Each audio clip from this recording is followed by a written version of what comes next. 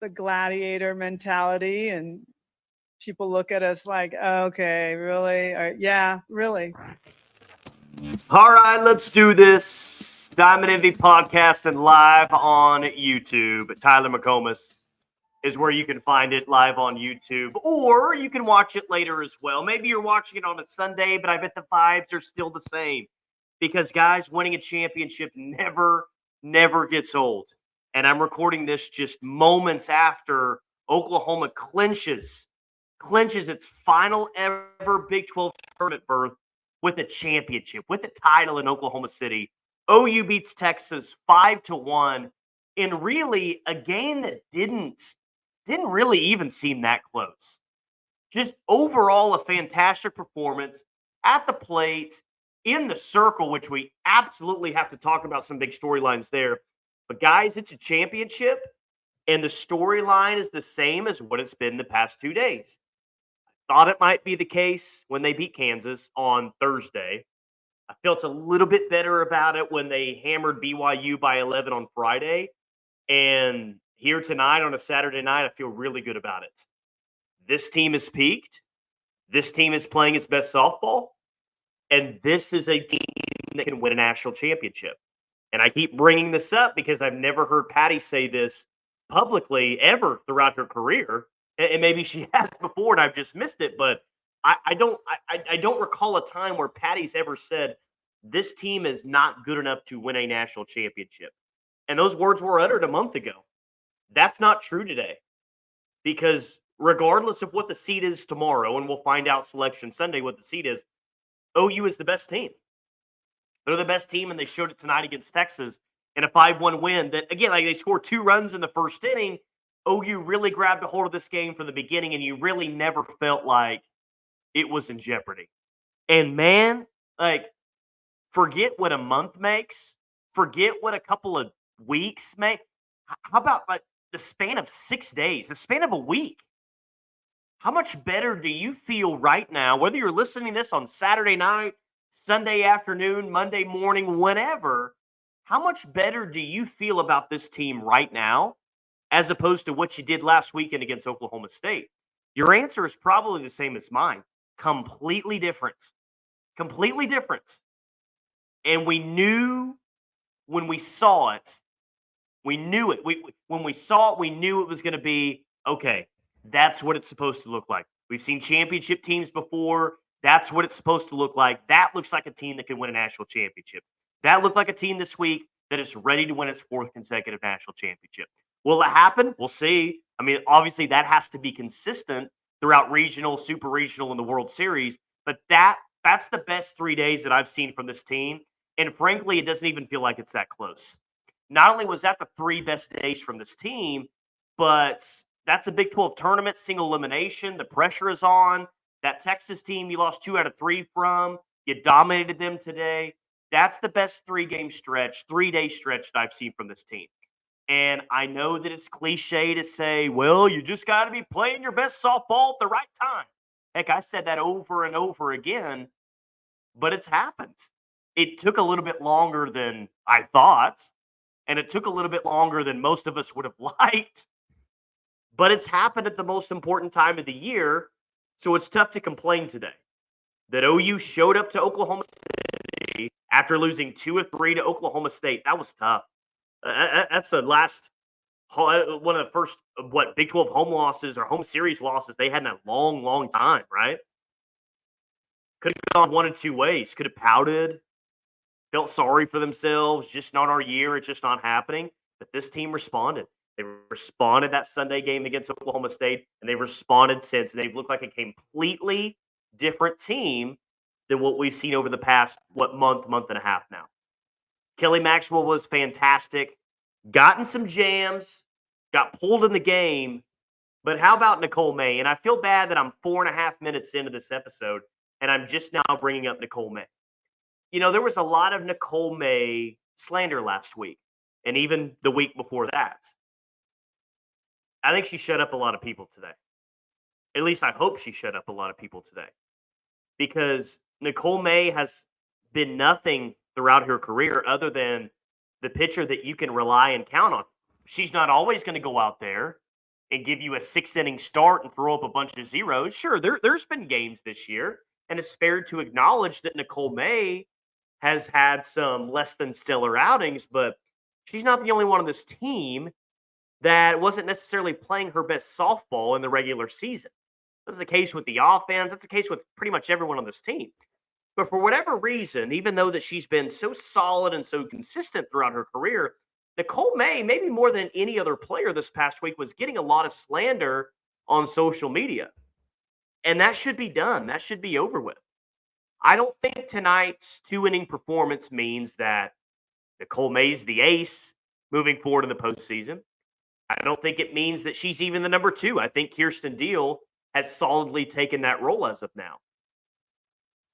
But is this kind of a point to say, hey, guys, Nicole May's been big in some really big spots before. Maybe we should trust her here in the postseason? You bet. Yeah, absolutely. Absolutely. And we've been waiting for someone to really step up in relief. You know, if Kelly Maxwell gives you 5 really good innings, but gets in trouble in the 6th, who can come out of the pen and really shut things down in the 6th and 7th inning? Well, Nicole May did it against the number 1 team in the country tonight. A really good offense, a really good team in Texas. She shut it down. And you're not going to find a whole lot of pitchers this postseason that have more experience than Nicole May and have more experience than Nicole May in big spots. So do I think when OU plays its most important games this postseason that Kelly Maxwell will be the starter? Yes, I do. Do I think Kirsten Deal is the number 2 right behind her? Yeah. But do I trust Nicole May to get a start or come in relief in a close game? Absolutely, I do. And I think that you should as well. Tonight was huge for Nicole May and her confidence. We know what she can do. Like, her going out and having a great outing isn't necessarily a surprise. I think Nicole just needed to get a little confidence back. I think this team just needed to get a little bit confidence back. But I think Nicole May as well. I think Nicole May has it now going into a regional. And as happy as I am for this team and this fan base, and Patty, and the thought now that I think that this team is really rolling and heading in the right direction, I'm really happy for Nicole May. In fact, I may be happier for Nicole May tonight than I am any other player on the roster, just because of the things that were being said about her as a pitcher and her last run in an OU uniform after she's been clutched so many times. Really happy for Nicole May tonight. Really happy. And do I think that that's going to be her last biggest moment of her OU career? I don't. I think she'll be put in another spot. You think Patty will hesitate for 1 second to put Nicole May in a clutch spot? Absolutely not. Absolutely not. So don't overlook that storyline. It's a feel-good moment. It's a feel-good thing. But don't overlook the storyline. That was one of the most clutch relief performances that OU has, maybe even gotten all year long. In that spot, Big 12 tournament championship, and Nicole May to be shut down. It's not like she just preserved the lead and ended up helping OU get to it. She was shut down against Texas. She shut them down. Movement, velocity, that looked like good. That was good stuff from Nicole May tonight. I think she can give you more of that here moving forward in the offseason, or excuse me, in the postseason. Just kind of looking at the final stats here. Again, Kelly Maxwell, 5 1/3, just 2 hits allowed, the 1 run, 7 strikeouts on the offensively, man, Ella Parker is a problem, guys. I know Jada didn't have her best day at the top of the order, 0 for 4. She'll be back. She'll be okay. She looked frustrated after a couple of strikeouts tonight, understandably so. But, man, is Ella Parker good hitting in that 2 spot right now. 2 for 4 on the day. Of course, Tiare was 1 for 3. Brito got that big hit. What was that, the 3rd inning? Where she got that RBI to push it to 3-0. That was a big hit by Brito. Overall, I just feel like it was a really good day. Just a really good night and a good week from this team. And Patty Gasso's press conference hasn't happened yet, but I'm going to guess the tone is, this is it. Like, this is the team. This is the team that we were hoping to see. And I'm trying to pull up the quotes that she said last night that I thought was really revealing. And this is after the BYU game. This isn't even after the win against Texas. Here it is. This is her opening statement from Friday night's win against BYU.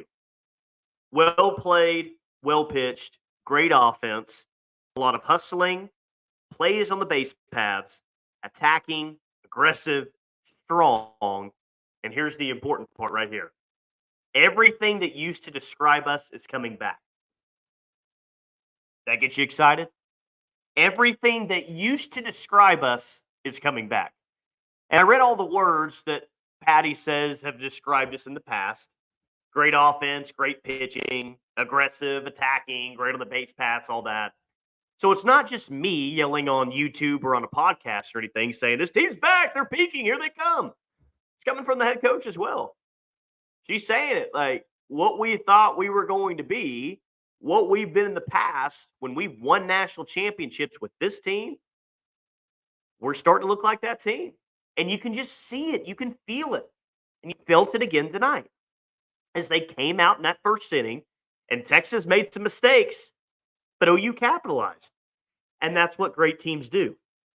They don't just, sit by and a couple of mistakes happen and don't take advantage of it. That's what great teams do. And OU's a great softball team right now. They came out and delivered a bit of a haymaker. And though it was just 2-0 going into the bottom of the first inning, it felt like so much more. It really did feel like so much more at the time. And I think it was. And I think that even Texas, their dugout kind of realized like, yeah, this is the Oklahoma that we've seen in the past. So just kudos for this team for the way they've come out early in games all week long. Not just tonight, Friday, Thursday. They've really taken it to their opponent early on and kind of let us, everyone know that here we go. I wanted to point this out because it was an incredible stat shown tonight on the ESPN2 broadcast. Most national championships in D1 history. And you probably, if you watch the game on TV tonight, probably remember this. UCLA's got 12 titles. OU probably going to get there soon. Arizona has 8 titles. And then it shows Oklahoma with 7 titles. And then it shows the OU seniors with 3 titles by themselves. So UCLA has 12 titles. Arizona has 8 titles.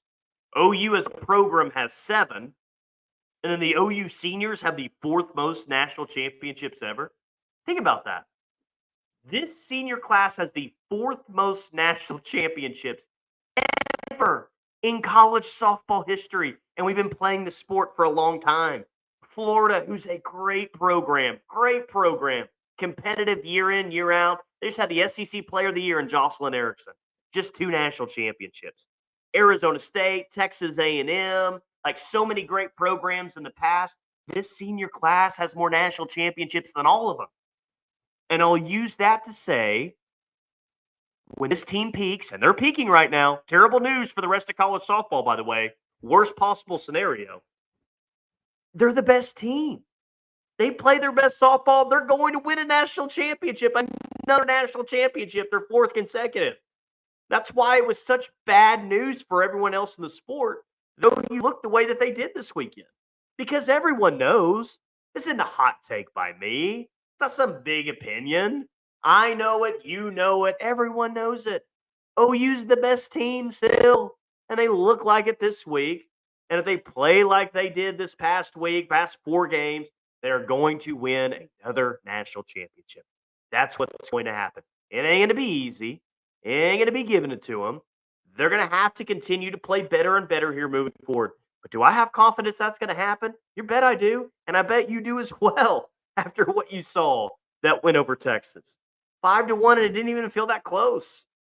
You know? We could have played 11 innings, and I don't know if Texas would have scored 5 runs tonight. That's a good offense, and OU shut them down tonight with Kelly Maxwell and Nicole May. So, yeah, I'm feeling pretty good about things. How are you guys feeling about things, huh? I bet pretty good as well. Big 12 tournament champions. You get to peace out of this league with another trophy. Goodbye to the Big 12. Last ever Big 12 game that you're going to face. That's fun, isn't it? Think about that. Last ever Big 12 game that you're going to face against Texas, and you beat them to win the Big 12 tournament championship. And oh my gosh, does it not feel good to beat Mike White? Yeah, it feels good to beat that dork. Mike White, seriously, and all the trash that he's talked in the past, all that. I'm going to sleep just a little bit better tonight. Just a little bit better tonight because I'm this petty. I am in fact this petty. I will sleep better because yes, OU won a Big 12 championship tonight, and that makes me happy. But the fact that Mike White goes home with the giant L on his forehead, that makes me happy. Does it make me petty? Probably. But you can't say that it doesn't make you happy as well that Mike White, of all people, loses to Oklahoma once again. It's amazing. It's amazing, and it never gets old. And I hope it happens again in Oklahoma City. I would love to see Texas again in the Women's College World Series. I would absolutely love it. Now, is Texas a good softball team? They are. Like Texas, that is Mike White. He's a dork, but that's his best team. They're good. I respect them. Reese Atwood, Big 12 Player of the Year. She's a really good player. But come on, guys. Like Texas had its fun. They had the great atmosphere in Austin. They're not beating Oklahoma anywhere else than Austin, Texas. And if these two teams face again in Oklahoma City, guess what? I bet it probably looks pretty similar to what it did tonight. OU wins the game 5-1, 7-2, call it whatever they control throughout. I am not scared of Texas whatsoever. And maybe Texas is the number 1 overall seed. And if that's the case, they aren't the best team. I don't care where OU's ranked tomorrow in Selection Sunday. They are the best team heading into the postseason. So I tweeted it out on Friday night, but I want to say it here to those of you that didn't see it. Guys, enjoy this. This is one of those moments where you kind of have to pinch yourself and say, all right, this is fun. This is exciting. I'm pumped up. But let's pinch ourselves here, okay? Because the next 3 weeks are going to be a lot of fun. And the next 3 weeks, it's the final time with T.R.A. Jennings, with Jada Coleman, with Riley Boone, with Kinsey Hansen, with Kelly Maxwell, so many of the names that we've enjoyed watching throughout the years. This is it. So this 3 weeks right here, I mean, you're probably going to remember these next 3 weeks for a long, long time in your OU softball fandom. Don't take it for granted. Enjoy every single minute of it because this is a special team. It's a special senior class, and it's one to remember for sure. All right, that'll do it for me. I am recording on a Saturday night. If you're listening to this on a Sunday or really whenever, happy Mother's Day to all of the moms out there. I know some of you that listen to this are moms. Thank you. Thank you so much for continuing to support the podcast. I hope you have a fantastic Sunday. You got a Sunday where your favorite team has just won a conference championship. That feels pretty good, right? And now I'm interested to sit back and kind of see what OU's draw is. What's OU's draw? I know there's been a lot of talk about Oregon and Melissa Lombardi coming to. That'd be a pretty tough regional. The Ducks are rolling into Love's Field. Love's Field is going to be loud for the regional, super regional best time of the year. I know I've been saying that for a couple of weeks, but really this is it. You know, like Big 12 tournament championship, great. Now we get the regional, super regional, working our way towards Oklahoma City. All right, appreciate you guys as always. I'm your host, Tyler McComas. I will talk to you early next week right here on the Diamond Envy podcast.